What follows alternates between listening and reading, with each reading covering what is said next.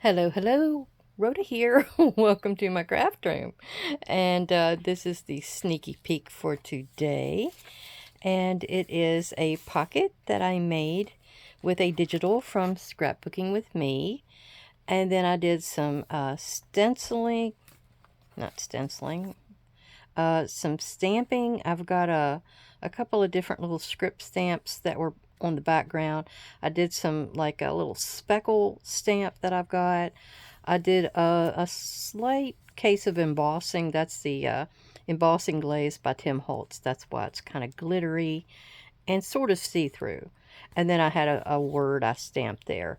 So I thought that would work perfectly with what I had across the page here. This was a bunch of, I took a whole 8.5 by 11 and I just covered it. It was a master board. And then I cut them down to these really long tags, and they were like 8 inches tall. And then I had these little frames left over from another paper pad I had. So I put these little women in it like it was a little cameo. But I really like these. I think I got that as a freebie on my Rhoda Junk page. But, you know, all 4 of them, I mean. And then this was something somebody made me, and I just stuck it in here because I thought it would work pretty good because it's got roses on it. And it's got little tiny tags down in here. Impress, and I don't know what that is. It did have a dangle, but it was too bulky. You can write on the back of it. And then that goes down in here. I like that trim she found. And then I guess more journaling. And I think we're getting into something bigger. So I'm going to stop right there. All right. Keeping it easy today. All right. Like I said, this is a pharmacy bag. And I guess it is 11.5. And it's only about 4.5 wide. It's one of the tinier ones. And I thought, oh, yeah, I can deal with that. I took some scrap paper that I had left over. Trying to remember what I had that from. But I cut a piece that was going to fit right there. And then the way I'm going to fold this is just like this. And I'm folding it up about 3 3/4 inches, or 3 5/8, I guess you could say, because it became 8 inches tall after I did that. And so I just took my scrap and I made it to where it's going to fit right there. So let's go ahead and get that down. And these are my little pieces that I had left over from the sunflower farm. And oh, I'm going to ink around the outside edge too, because this is going into the new journal I'm going to show you here in a little bit. And it's kind of on the grungy side. It has particular colors. Wayne, I want to thank Wayne for showing me that digital, because he thought it would go really well with the cover that I made, and it really, really does. It's a real great combination.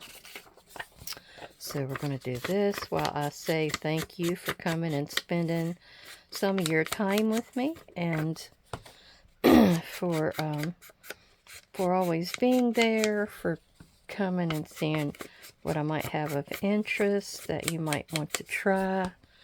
I'm always liking to share my ideas. Okay, so that's all I need to do for that. And now we're going to get the glue on it and glue it down. I have to shut the door. My husband's being particularly loud.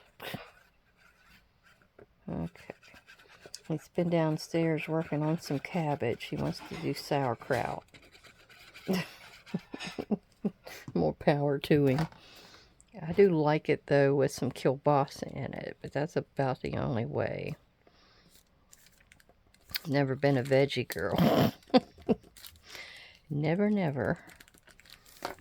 Okay, so that's good.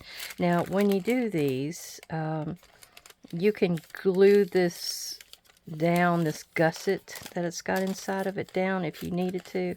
I am going to glue that down though, because that's going to get in the way of whatever's going to go down inside of it. So let's rub that out of the way. And then I'm going to go ahead and flip this up. And all you have to do is glue your edges. And remember, this is going to be a pocket, so yeah, you want to glue the edges. And the way the gusset is here, I'm gluing 2 different lines, if you're wondering what I'm doing. Okay. Other people will take it and fold it up this way, but I like to do it, I think this way is how I usually do it. No, I have done it backwards. Usually I fold it the other way. That's alright. It's multiple ways to do it. I'm going to get under here and just kind of get this down so it won't be flopping around. There. I don't know if I need the other side or not. That's the only problem with these. You gotta do a little maintenance. Alright, and then that one's... Oh, look, it's perfect. It's a continuation. Okay. And I'm just using my Barely Arts glue. You could use, if you have a good glue stick, you could use that, because this is light paper. It does depend on the paper you use, though. So it's going to be like that. Wipe this off just a tad. Okay. And this was from that one page of cut-aparts in the Sunflower Farm, and I thought it was perfect because it looks just like a bunch of keys to an old truck or something. I've already inked the edges with, I think I inked it with my Ground Espresso. Oh, no, my Scorched Timber. Yeah, I'll throw a little bit more on there. And this is going to go on the top portion of this.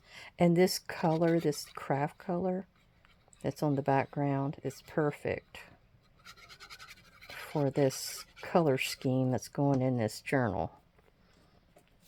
Alright, this is a little tall, so we're just going to kind of tuck it under like that and straighten it up. There we go. And then the truck, I went ahead and used the red one, and I have inked around the outside edges of it. And it's going on here. The red is good, but that blue one wasn't going to work. That color's not really in this color scheme. Okay. I got some ground chicken. I got to get out there and cook us some. I'm going to make taco chicken burgers. I'm going to add some taco seasoning, and I'm going to save a little bit of the dry mix and put it in some mayonnaise. And I thought that would be kind of interesting. I think he's got lettuce, he's got a tomato. That's good. We're set. All right. So mostly it's done. Basically, I just need to finish the decorating. I have this. Now, do you remember these? I know I'm dating myself.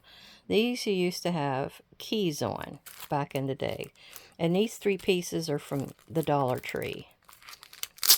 I went the other day and they don't have anything of interest. I don't know what the deal is. And this, look at this background. Isn't that cool? Can you see it? It's got like a marbled crackle effect.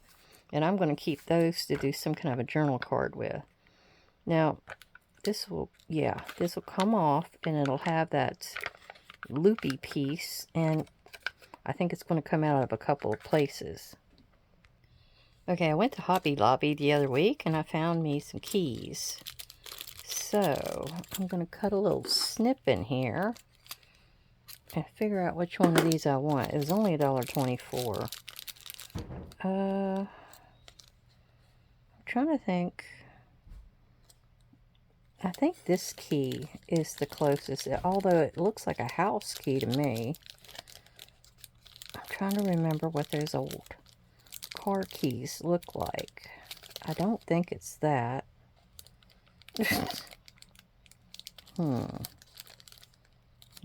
Yeah, I think it's more like...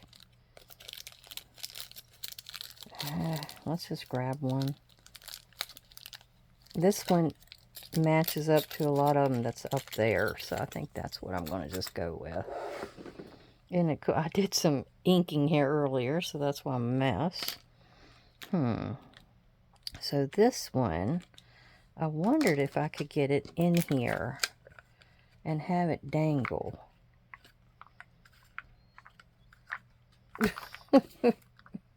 If I put it there, I don't know. It is kind of big. Okay, I found that one in there as well. So it looks like a car key. I think that's the top. So it's not real glossy gold. It's got some black in it, and I really like that. So let's take this piece off. And, ooh, I think this part comes out. Yeah. And then what I want to do is, or what I need to do is cut a little snip in here for this car key to slip onto there. There we go. And then I'm going to glue that down to this base here. And it might dangle a little bit, but I'm okay with that. But we got to get the glue on both parts of that piece on the bottom so it'll stay. Like right there and right there. Okay, and I'm just going to glue it like that. It can dangle down here at the bottom, but it's not going to go anywhere else.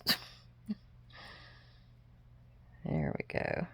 Now we had an old GMC truck that looked a whole lot like this, and us kids loved it. We used to play in it all the time.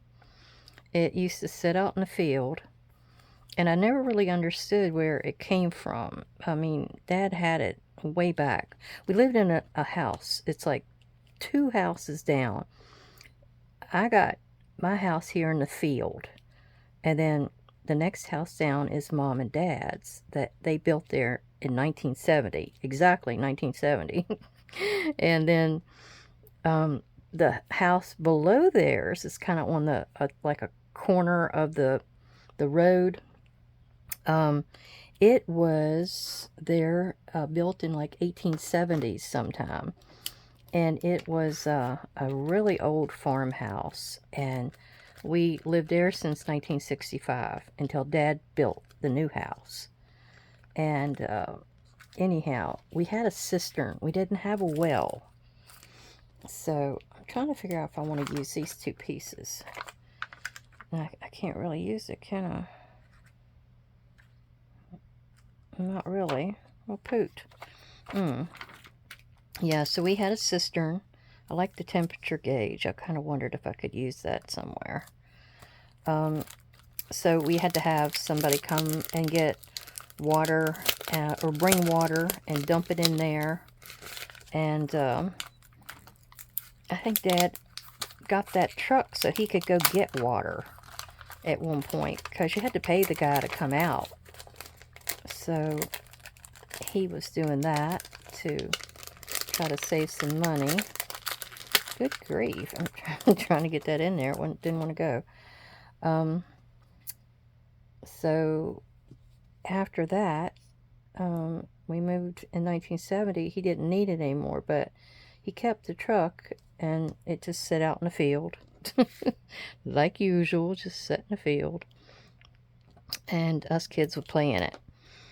And it had like an airplane, like a clear plastic airplane looking hood ornament. It was so cool. And then you could get inside, and it had the gear shift in there. And you know, back then in those older cars, you didn't have that fancy little button up here to do your high beam and your low beam. You had this button down there in the bottom of the truck, like right up next to the door almost. And so, yeah, that was kind of interesting. If you're short, you had to put a pillow in there to be able to reach it, and that kind of thing. All right, I really kind of like some of these ornament kind of thingies here. These are kind of in the same color scheme. I might just stick one of them up in here somewhere. These are sort of a cushion, like a little puffy. Maybe I'll just stick it right here in the middle. That'd be good, because I don't think I can get another piece in, but I do want to use some of these screw heads. I thought those would be cool in the corners. So yeah, we played around with it, and cats would have their babies in it. All kinds of stuff like that. And I was getting into genealogy later on. So what had happened was, you know, I had several cousins. Like, there was my grandmother and her husband and my granddad moved over here in 1930. And then probably about April sometime in 1930. And then her brother had already come over, and he's the one that got him over here. Then there was another sister, and she came over about 10 years later. So, you know, a good bit of the family came from West Virginia and got over here. And it was kind of exciting. And they, you know, visited with each other and kept close, because, you know, the siblings, they try to keep in touch with each other as much as they could. And I'm trying to figure out if I need to put a little tiny one up here. The one sister that came over about 10 years later, she had a son. Oh, no, it wasn't her. I'm sorry. It was the brother who had already came over before everybody else. He had a son. I'll get it straight here in a minute. And he actually had a business at one time back in about 65 or 67. It was sometime we're in that time period. You know, I think I might put one of these on there, because it kind of looks like steering wheel. Yeah, let's do that. Yep, looks like a steering wheel. So I went out to the courthouse, and I started looking at deeds and stuff for all the family, and getting dates and all that kind of stuff on where they lived and when. Well, it ends up that that one brother or son, he had a business with another guy, and his son never even knew about it, because I talked to him about it at one point, and he said, "Oh, I didn't even know he had a business." But there was a word on the side of the old GMC truck about G.H. Hoy or something like that was his name, and he had a business in town, and he must have sold this truck to, you know, my Salmon's cousin, and then he sold it to Dad, which I thought was it was cool. I mean, you just find these links and loopholes and stuff like that just tie in together, and they're fascinating. Okay, well, I think that's all we're going to do here. So I'm going to show you what I'm coming up with for this journal, and I'll show you which one I'm talking about. Oh, what have I done with it? Oh, there it is. So it's this journal right here. I'm not sure if you remember me making this the other week, but this was made with the stencils that you would make signs and such with yourself at home. And then I did this. I I did this in another video where I showed you. I thought it looked kind of weird because it was just a dark color. So I went and I did like a little stair step stamp with some embossing kind of, what do you call that? It's an embossing pad. And then it makes it sticky, so when you pour on the embossing powder, and I used a copper here, and I did it just to a little bit to the left, so I had a shadow. Anyhow, so yeah, I think I went in and added a few more colors here, and yeah, and then that was all. And then Wayne told me about this great digital. Now, I haven't done the ephemera part of it or the pockets, but I did print out all of the actual pages here. And this is Crafty Cat USA. And this is called Abandoned, which it's wonderful. I mean, look at how it goes with this. I mean, I added some teal into this, and I have the copper tones. This is about abandoned things, I think is the way it is. It's a slight bit of steampunk to it. I can see the gears in here. I've got a bunch of numbers in here. It's an old abandoned house, and then I covered it with that on the back side. Let me get this over here where I can kind of show it to you all in one. Here's another old abandoned house, and you've got some old timepieces here. This looks like a ledger in the background. And then you had this kind of a background. I just love it. Oh, look at it. I mean, I've got a big 5 stamp in one of those things over there that I can add to, you know, things with the numbers. Plus the number goes, it's got some numbers on the outside here. And I think this looks like a license plate in a way. And so it all tied in. Now here's another timepiece. I got a little bit of white up here, so I don't know. I might just trim that off and have done with it. I don't know what happened there.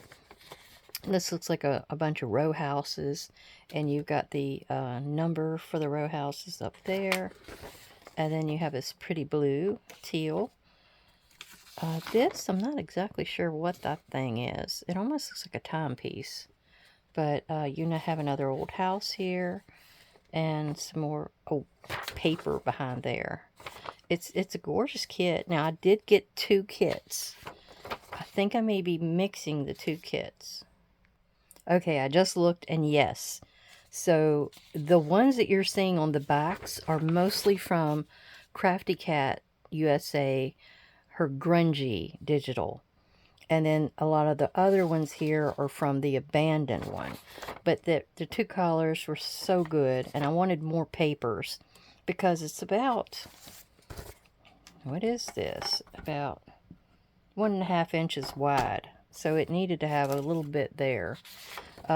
Here's more gears and some numbers. And then some flowers. So you got some soft with the hard. Look at that old rust. I still may have some papers and some of my paper pads that I can pull out that's going to go with this. And, oh, that was the front. That's from Abandoned. And then that's from Grungy.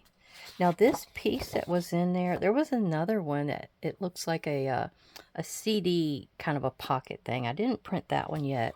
But I was trying to figure out what this one was. I mean, it's too tall. You got the 3 going this way, so I didn't quite know what was going on here. I think more than likely I'm going to cut it at 8 inches, and then I'll put this back on it as a pocket, but I think I'm going to wrap it around a page. I'm going to cut these 2 panels out, and maybe cut the panel out that's going to be, or the part that's going to be on the paper inside, where you could see all the way through. I'm thinking to do something like that. But yeah, that was a little, that's why it's white on the back. These 2 are actually from the Tim Holt Abandoned pack. And they kind of have the same colorations as this kit. This one's a little more green, but I think I can work with it. And then there was this one. That's more of a red and purple, but I was going to see if I can make it work. If nothing else, I can use the upper half and get away from that purple. Now this is from, what is it? Pink Monarch Prints. She has a grungy, industrial grunge. I had to keep going over to look. She has a kit called Industrial Grunge, and I used that on the back side of some of these. I can't remember which way is up. I think that's up. And this was the Pink Monarch one, and it's got sort of a blue that reminded me of the teal and a little orange. So, and then that's the grungy Crafty Cat, and that's another Pink Monarch. Got them all upside down. But you can see how I was putting them together and how they were matching. Now this is from Kyung. It's Wonders by Wink on Etsy. Kyung Shotwell. She has a telephone kit, and this is another abandoned type of piece, and it's got the perfect colors in it. And then on the back side, you know, I did it upside down, whoopsie, but I don't think anybody will really pay attention. But it has those colors. I love this phone. This is my favorite phone. I think it's gorgeous. Now these, I've been spraying a few of my own papers, copy papers. 1, 2, 3, 4, 5, 6. I got about 7. I tried to do the colors. Let me pull back out here, and here we go, and kind of show you the colors that I'm going for. I didn't have any orange. I did have some yellow and some wild honey and a few other things, so I put that on here. That was out of a pad, and then I had some sprays, so I tried to get as close as I could. And then I did some gold. I have a tarnished brass or something in a spray, so I sprayed that on there. Then I went over the edges with my scorched timber just to clean them up. This is sort of similar to what I did with the school journal. And then on the back I did use some glue stick, and it's not a great glue stick, but I went and put this on this kind of painter's paper or something. It's really, really thin. I used to have a label on it. I don't know what I've done with it, but I've had it for years. But I thought I would do that because that craft color really goes well with this. And as you can see, the backs didn't do that great. They didn't go through like the other ones did, or I didn't do it correctly. So yeah, I have to back all of these, which that's fine because I need places for people to write. I'm just not crazy about how wrinkled it is. I may have to get in here. That was just a tester, but I may have to get in here with some of my fabric tack and maybe use it. But here we go with that. As you can see, I've got my orangey color really coming out good in that one. And then this one didn't do too bad. You never know what you're going to get. And then that one has a lot more of the teal. And that one's got more of a greeny teal, which that's perfect for that. And then I've got more of the blue teal with this one. But you can see, the backs are not really good. So this little piece here we just made will go perfect in here. I mean, that background was a little off, but I can live with it, especially if you put it over on a page like that.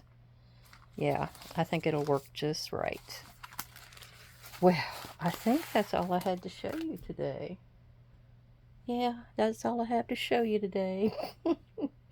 Well, I really appreciate everybody coming by to visit, and come back again and see what I can show you the next time. All right, everybody take care. Bye-bye.